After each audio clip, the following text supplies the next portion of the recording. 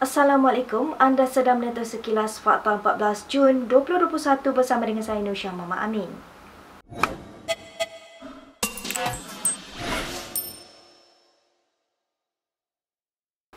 Najib Razak gagal mendapatkan penangguhan berhubung keputusan mahkamah yang berkaitan dengan tuntutan cukai kerajaan sebanyak 1.69 bilion ringgit terhadap dirinya.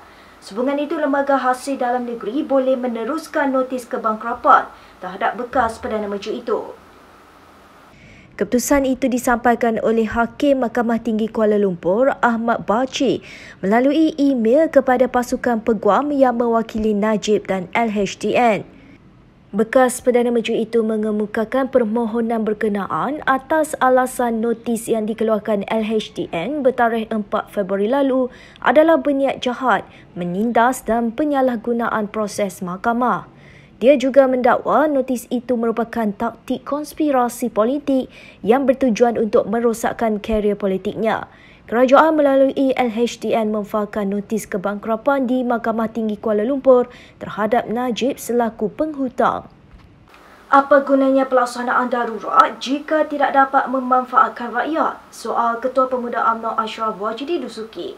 Katanya dalam kesibukan membicarakan soal keperluan untuk meneruskan darurat, adalah wajar tempoh darurat yang ada kini kerajaan memanfaatkan untuk kebaikan rakyat.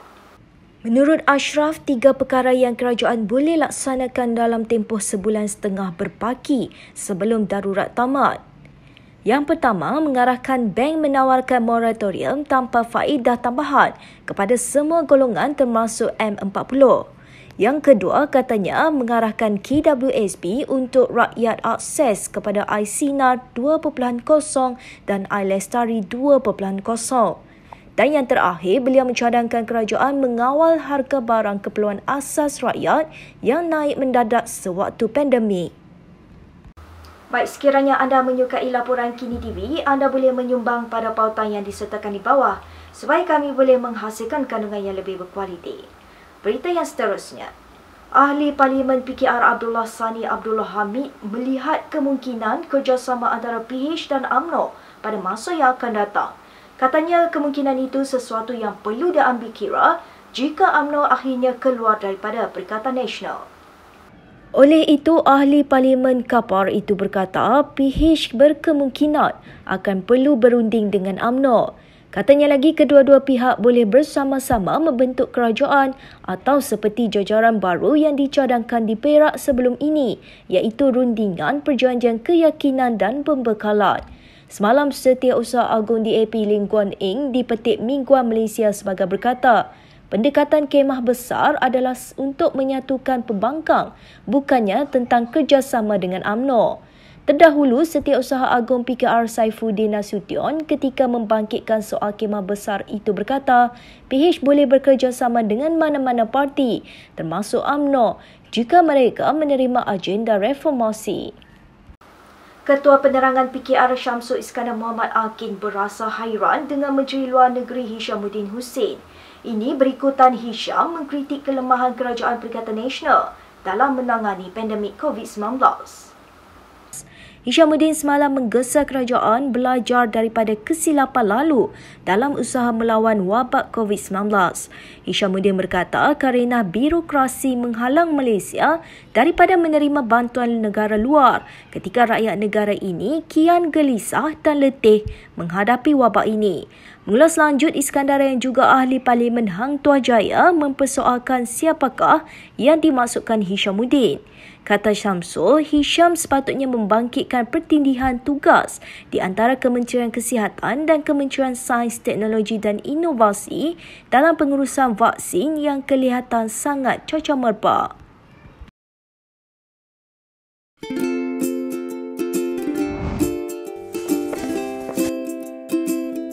Shellfish, red meat, and beer. If you love indulging in these foods, you may end up with high uric acid level in your blood. These foods consist high level of purine, a substance that will eventually break down into uric acid and be excreted through our urine. It is recommended that the amount of dietary purines should be kept between 600 to 1,000 milligrams per day. Having too much uric acid in your blood can cause attacks of gout.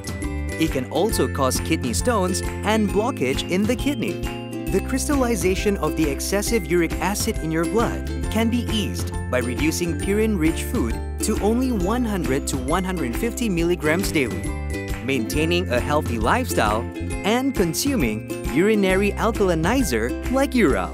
It consists of sodium bicarbonate, citric acid, and sodium citrate that increases the urinary pH and solubility of uric acid to prevent crystallization. Best of all, it's lemon-flavored and sugar-free. Ural, effective urinary alkalinizer. Neutralize your uric acid problem now.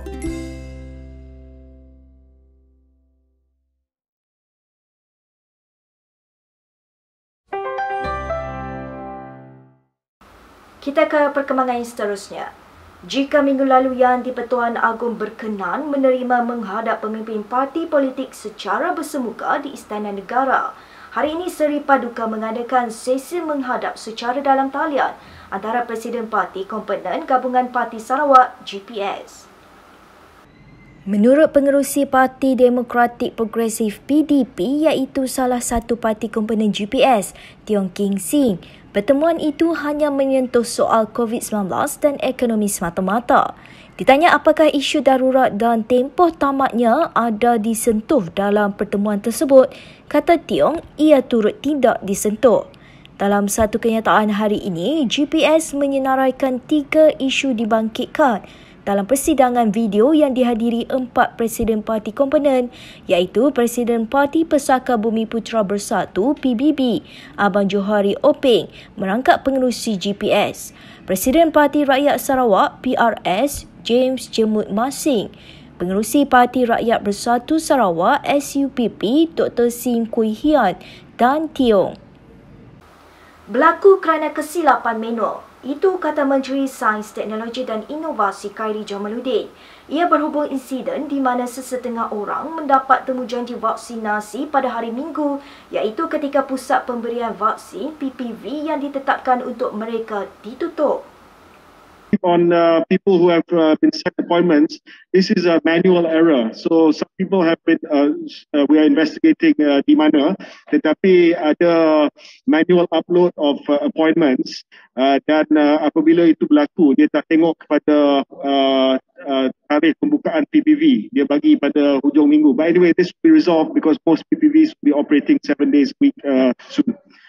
Beliau berkata demikian ketika menjawab soalan berhubung ada yang pergi ke PPV untuk menerima vaksin pada hari Minggu dan mendapati pusat tersebut ditutup. Khairi bagaimanapun tidak memberikan perincian lanjut berhubung bila ia akan dilaksana serta PPV mana yang terlibat. Baik, berikut beberapa lagi ringkasan berita untuk hari ini.